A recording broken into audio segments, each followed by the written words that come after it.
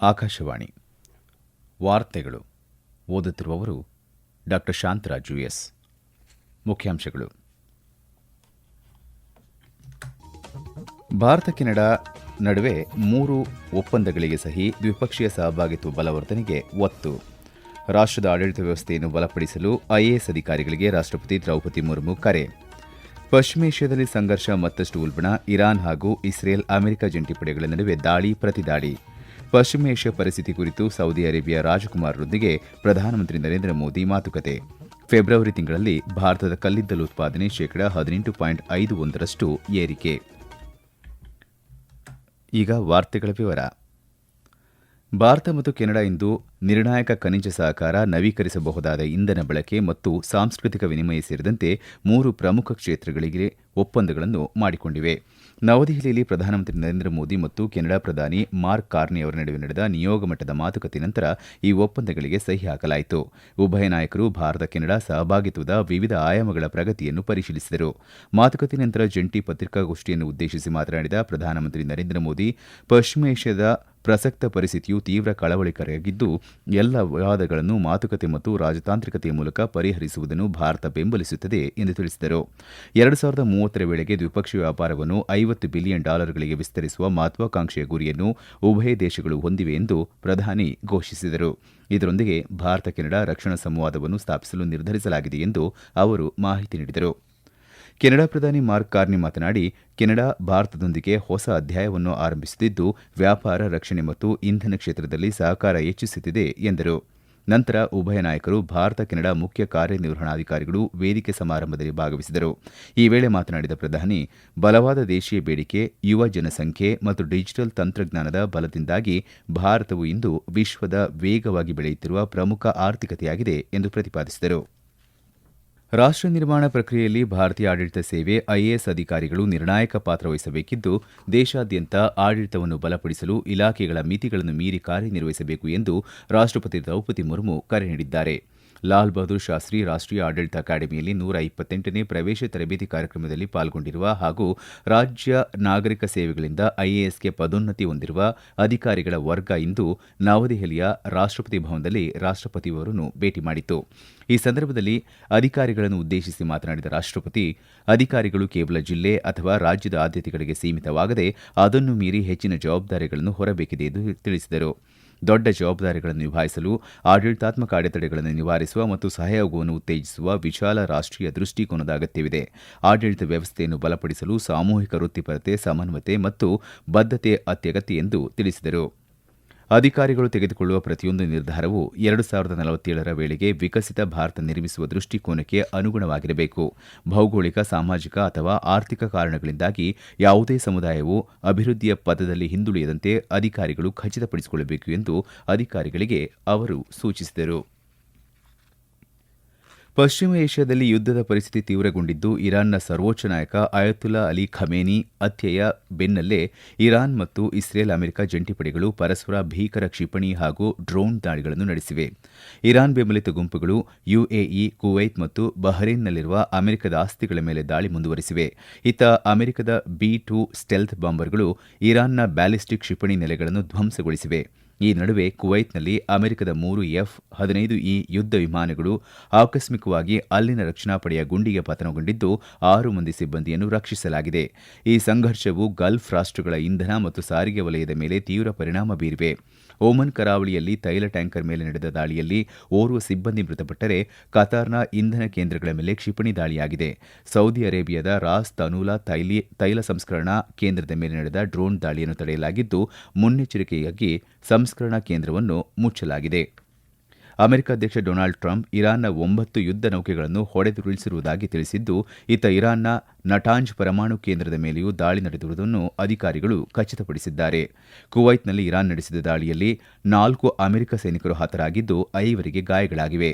Red Crescent ಸಂಸ್ಥೆಯ ವರದಿ ಪ್ರಕಾರ ಅಮೆರಿಕ ಇಸ್ರೇಲ್ ಜಂಟಿ ದಾಳಿಯ ಪರಿಣಾಮ ಇರಾನ್ನಾದ್ಯಂತ 555 ಮಂದಿ ಮೃತಪಟ್ಟಿದ್ದಾರೆ. ಮತ್ತೊಂದೆಡೆ ಇಸ್ರೇಲ್ ಮೇಲೆ ಲೆಬನಾನ್ನ ಹಿಜ್ಬುಲ್ಲಾ ಸಂಘಟನೆಯು ನಡೆಸಿದ ಕ್ಷಿಪಣಿ ದಾಳಿಗೆ ಪ್ರತಿಯಾಗಿ ಇಸ್ರೇಲ್ ಬೆಹ್ರೂತ್ ಮೇಲೆ ದಾಳಿ ನಡೆಸಿದ್ದು 31 ಜನರು ಸಾವನ್ನಪ್ಪಿದ್ದಾರೆ. ಯುದ್ದದ ಹಿನ್ನೆಲೆಯಲ್ಲಿ ಗಾಜಾಕ್ಕೆ ಹೋಗುವ ಮಾನವೀಯ ನೆರವಿನ ಮಾರ್ಗಗಳನ್ನು ಇಸ್ರೇಲ್ ಬಂದ್ ಮಾಡಿದೆ.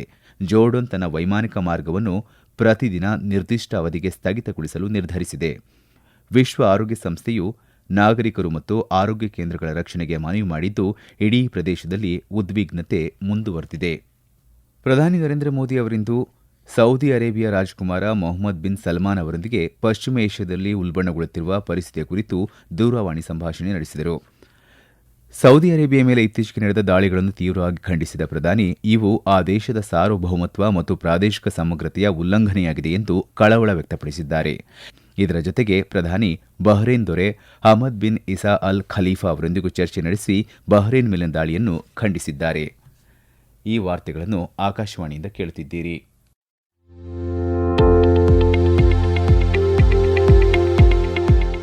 ನಮ್ಮ ಎಲ್ಲ ರಾಷ್ಟ್ರೀಯ ವಾರ್ತೆಗಳು ಹಾಗೂ ಪ್ರದೇಶ ಸಮಾಚಾರ ಈಗ ಆಕಾಶವಾಣಿ ನ್ಯೂಸ್ ಕನ್ನಡ ಯೂಟ್ಯೂಬ್ ಚಾನೆಲ್ನಲ್ಲಿ ಲಭ್ಯ.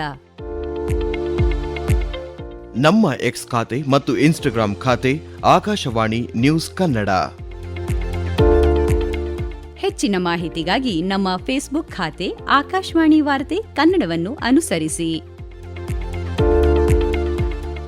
ಮಾಹಿತಿಗಳ ಹೂರಣ, ವಾರದ ಕಾರ್ಯಕ್ರಮ, ಪ್ರಚಲಿತ ವಿದ್ಯಮಾನ ಪ್ರತಿ ಬುಧವಾರ ರಾತ್ರಿ 9:15 ಭಾರತ ಕಲ್ಲಿದ್ದಲು ಉತ್ಪಾದನೆ ಫೆಬ್ರವರಿ ತಿಂಗಳಲ್ಲಿ ಗಮನಾರ್ಹ ಪ್ರಗತಿ ಸಾಧಿಸಿದ್ದು, ಕಳೆದ ವರ್ಷದ ಇದೇ ಅವಧಿಗೆ ಹೋಲಿಸಿದರೆ ಶೇಕಡ 18.51 ಏರಿಕೆ ಕಂಡಿದೆ ಎಂದು ಅಧಿಕೃತ ಪ್ರಕಟಣೆ ತಿಳಿಸಿದೆ. ಈ ಅವಧಿಯಲ್ಲಿ ವಾಣಿಜ್ಯ ಮತ್ತು ಸ್ವಂತ ಬಳಕೆಯ ಕಲ್ಲಿದ್ದಲು ಗಣಿಗಳಿಂದ ಒಟ್ಟು ಉತ್ಪಾದನೆಯು 20.49 ದಶಲಕ್ಷ ಟನ್ ತಲುಪಿದ್ದರೆ, ಕಲ್ಲಿದ್ದಲು ಪೂರೈಕೆಯು 17.72 ದಶಲಕ್ಷ ಟನ್ ದಾಖಲಾಗಿದೆ. ಪ್ರಸಕ್ತ ಹಣಕಾಸು ವರ್ಷದ ಫೆಬ್ರವರಿವರೆಗಿನ ಒಟ್ಟು ಕಲ್ಲಿದ್ದಲು ಉತ್ಪಾದನೆಯು ಶೇಕಡ 11.58 ವೃದ್ಧಿಯಾಗಿದ್ದು, ಕಲ್ಲಿದ್ದಲು ವಿತರಣೆಯು ಶೇಕಡ 6.78 ಬೆಳವಣಿಗೆ ಕಂಡಿದೆ. ಗಣಿಗಾರಿಕೆ ವಲಯದಲ್ಲಿನ ಸುಧಾರಿತ ಕಾರ್ಯಾಚರಣೆ ಸಾಮರ್ಥ್ಯ, ಉತ್ಪಾದನಾ ಸಾಮರ್ಥ್ಯದ ಹೆಚ್ಚಳ ಮತ್ತು ಗಣಿಗಾರಿಕೆ ಪ್ರಕ್ರಿಯೆಯ ವಿವಿಧ ಹಂತಗಳ ನಡುವಿನ ಉತ್ತಮ ಸಮನ್ವಯವು ಈ ನಿರಂತರ ಬೆಳವಣಿಗೆಗೆ ಕಾರಣವಾಗಿದೆ ಎಂದು ಸಚಿವಾಲಯ ತಿಳಿಸಿದೆ. ದೇಶದ ಹೆಚ್ಚುತ್ತಿರುವ ಇಂಧನ ಅಗತ್ಯಗಳನ್ನು ಪೂರೈಸಲು ಸ್ಥಿರವಾದ ಉತ್ಪಾದನೆಯನ್ನು ಕಾಯ್ದುಕೊಳ್ಳುವುದು ಮತ್ತು ಪೂರೈಕೆಯಲ್ಲಿ ಯಾವುದೇ ಅಡೆತಡೆಗಳು ಉಂಟಾಗದಂತೆ ನೋಡಿಕೊಳ್ಳುವತ್ತ ಸರ್ಕಾರ ಗಮನಹರಿಸಿದೆ. ನವದೆಹಲಿಯಲ್ಲಿಂದು ಮಾಹಿತಿ ಮತ್ತು ಪ್ರಸಾರ ಸಚಿವಾಲಯದ ಪ್ರಕಟಣೆ ವಿಭಾಗ ಹೊರತಂದಿರುವ ಒಟ್ಟು 16 ಪುಸ್ತಕಗಳನ್ನು ಉಪರಾಷ್ಟಪತಿ ಸಿಪಿ ರಾಧಾಕೃಷ್ಣನ್ ಬಿಡುಗಡೆ ಮಾಡಿದರು. ತಮಿಳು ಭಾಷೆಯಲ್ಲಿರುವ 14 ಹಾಗೂ ಹಿಂದಿ ಮತ್ತು ಆಂಗ್ಲ ಭಾಷೆಯಲ್ಲಿರುವ ತಲಾ 1 ಪುಸ್ತಕವನ್ನು ಬಿಡುಗಡೆ ಮಾಡಲಾಯಿತು. ಪುಸ್ತಕ ಬಿಡುಗಡೆ ಕಾರ್ಯಕ್ರಮದಲ್ಲಿ ಕೇಂದ್ರ ಮಾಹಿತಿ ಮತ್ತು ಪ್ರಸಾರ ಸಚಿವ ಅಶ್ವಿನಿ ವೈಷ್ಣವ್ ಹಾಗೂ ಮಾಹಿತಿ ಮತ್ತು ಪ್ರಸಾರ ಖಾತೆ ರಾಜ್ಯ ಸಚಿವ ಡಾ ಎಲ್ ಮುರುಗನ್ ಉಪಸ್ಥಿತರಿದ್ದರು.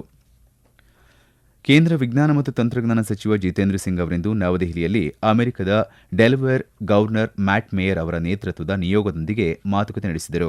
ಈ ವೇಳೆ ಸುಧಾರಿತ ಜೈವಿಕ ಉತ್ಪಾದನಾ ಕ್ಷೇತ್ರದಲ್ಲಿ ವ್ಯವಸ್ಥಿತವಾದ ಭಾರತ ಡೆಲ್ವರ್ ಸಹಭಾಗಿತ್ವವನ್ನು ಬೆಳೆಸುವ ಕುರಿತು ಸಚಿವರು ಚರ್ಚೆ ನಡೆಸಿದರು. ಮಾತುಕತೆಗಳನ್ನು ಸಂಶೋಧನೆ, ಉತ್ಪಾದನೆ ಮತ್ತು ನವೋದ್ಯಮ ಪರಿಸರ ವ್ಯವಸ್ಥೆಯಲ್ಲಿ ಸಹಭಾಗಿತ್ವದ ಮೂಲಕ ಕಾರ್ಯರೂಪಕ್ಕೆ ತರಲು ಒಂದು ಸಣ್ಣ ಕಾರ್ಯಕಾರಿ ಗುಂಪಿನ ರಚನೆಯ ಕುರಿತು ಸಚಿವರು ಸಭೆಯಲ್ಲಿ ಪ್ರಸ್ತಾಪಿಸಿದರು.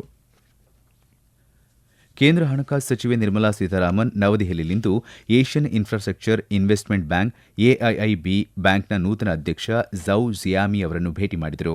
ಈ ವೇಳೆ ಭಾರತ ಮತ್ತು ಎಐಐಬಿಯ ಪಾಲುದಾರಿಕೆಯನ್ನು ಬಲಪಡಿಸುವ ಕುರಿತು ಚರ್ಚಿಸಲಾಯಿತು.